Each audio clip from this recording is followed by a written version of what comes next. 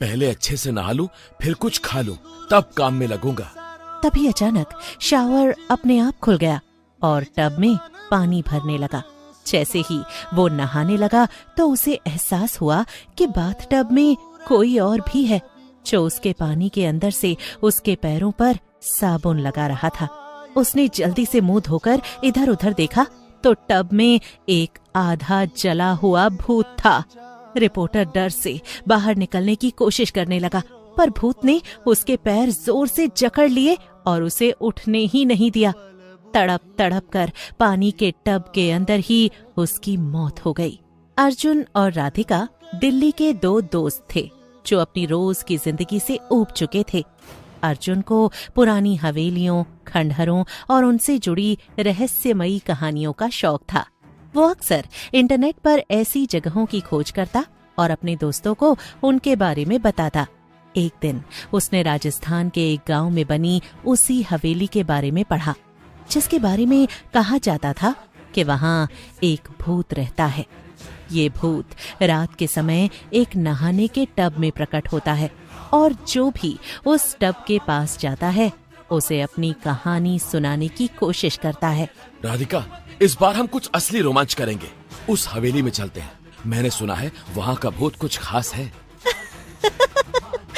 अर्जुन, तू और तेरे भूत, ये सब गांव वालों की बनाई कहानियां हैं। भूत वूत कुछ नहीं होता है, ये बस कहने की बातें होती है। अगर तुझे यकीन नहीं तो चल मेरे साथ। अगर भूत नहीं मिला तो मैं तुझे 1 महीने तक फ्री में कॉफी पिलाऊंगा। बता, लगा रही है शर्त? ठीक है, डील पक्की। लेकिन अगर भूत नहीं मिला तो तू मेरे लिए 1 साल तक कॉफी खरीदेगा। ओके, देखते हैं कौन जीतेगा। दोनों ने हंसते हंसते अपनी यात्रा की योजना बनाई और राजस्थान के उस गांव के लिए निकल पड़े। रास्ते में अर्जुन ने राधिका को हवेली की कहानियां सुनाई जो उसने इंटरनेट और किताबों में पढ़ी थी। राधिका ने उसका मजाक उड़ाया, लेकिन कहीं न कहीं उसके मन में भी उत्सुकता थी।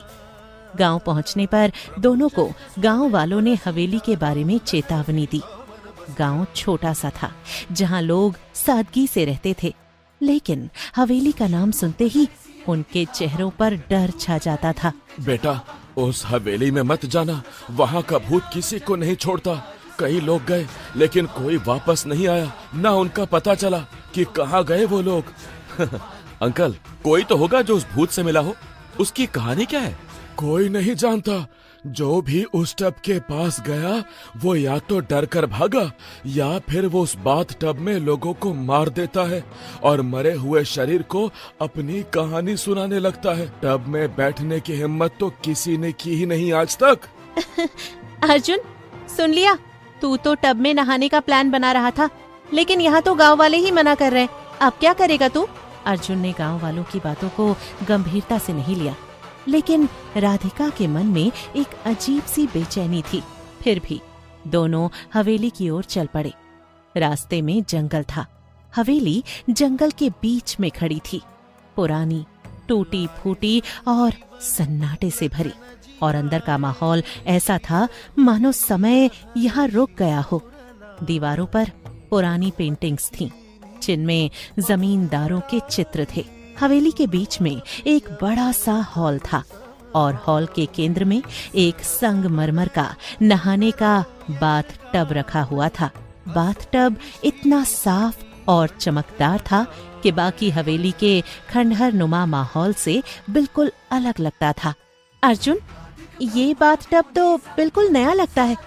बाकी हवेली तो खंडहर है, लेकिन यही तो मजेदार है। कुछ तो गड़बड़ है इस बाथ टब में।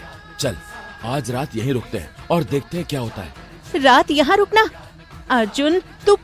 रात के 12 बजे जब हवेली में सन्नाटा छा गया, बाथ टब से अचानक पानी की छप छप की आवाज आई। राधिका और अर्जुन चौंक गए। टब में पानी हिल रहा था, मानो कोई उसमें नहा रहा हो। हाँ, अर्जुन, ये क्या था? मैंने तो बाथ टब खाली कर दिया था। बाथ टब के पास पहुंचते ही एक ठंडी हवा का झोंका आया और टब के पानी में एक धुंधली सी आकृति उभरने लगी।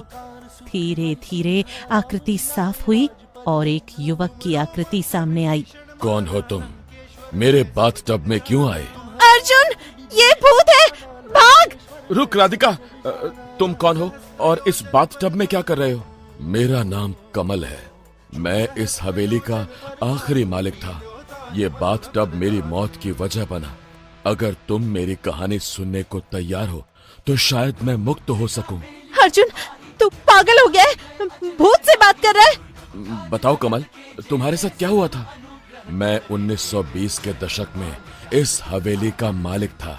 मेरे पिता एक अमीर जमींदार थे और मैं उनकी इकलौती संतान था। मेरी जिंदगी में सब कुछ था, धन, दौलत, शोहरत, लेकिन मेरे दिल में एक कमी थी। मैं एक गांव की लड़की मालती से प्यार करता था।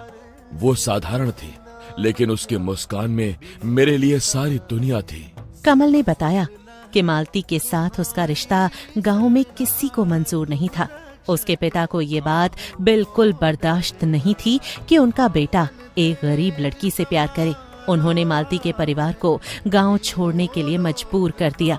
मालती का परिवार रातों रात गांव छोड़कर चला गया और कमल टूट गया। मैंने मालती को ढूंढने की कोशिश की, लेकिन मुझे कोई सुराग नहीं मिला।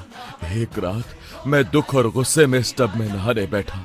मुझे लगा कि पानी मेरा दर्द धो देगा, लेकिन उसी रात मेरे पिता के आदमियों ने मेरे खिलाफ साजिश रची।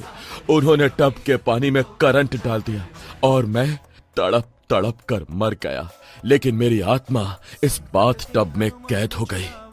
करंट? तुम्हारे अपने पिता ने ऐसा किया? हाँ, मेरे पिता को डर था कि मैं उनकी जायदाद मालती के नाम कर दूंगा, इसीलिए उन्होंने मुझे रास्ते से हटा दिया। मैं हर रात इस बाथ टब में प्रकट होता हूँ अपनी कहानी सुनाने के लिए, लेकिन कोई पूरी कहानी नहीं सुनता। या तो लोग डर कर भाग जाते हैं या मेरी बातों को मजाक समझते हैं, इसीलिए मैं उनको इसी बाथ टब में मार देता था। तुम्हारी आखिरी इच्छा क्या है? मालती को ढूंढो, उसे बताओ कि मैंने उससे कितना प्यार किया और मेरे पिता की साजिश का सच सबके सामने लाओ। अगर तुम ऐसा कर सको तो मेरी आत्मा को मुक्ति मिल जाएगी। अगले दिन अर्जुन और राधिका गांव में मालती के बारे में पूछताछ करने लगे। गांव वालों ने बताया कि मालती का परिवार कई साल पहले गांव छोड़कर चला गया था। कुछ लोगों ने कहा कि मालती अब जयपुर में रहती है और एक स्कूल में शिक्षिका है। अर्जुन, क्या हमें सचमुच एक भूत की बातों पर यकीन करना चाहिए? अगर ये सब झूठ हुआ तो? दोनों जयपुर गए और मालती को ढूंढ निकाला। मालती अब 70 साल की थी, लेकिन उसकी आंखों में वही पुराना दर्द था। अर्जुन ने उसे कमल की कहानी सुनाई। मुझे पता था कमल मुझे कभी नहीं छोड़ेगा, लेकिन उसके पिता ने हमें अलग कर दिया। मैंने सुना था कि कमल की मौत एक हादसा थी। मालती ने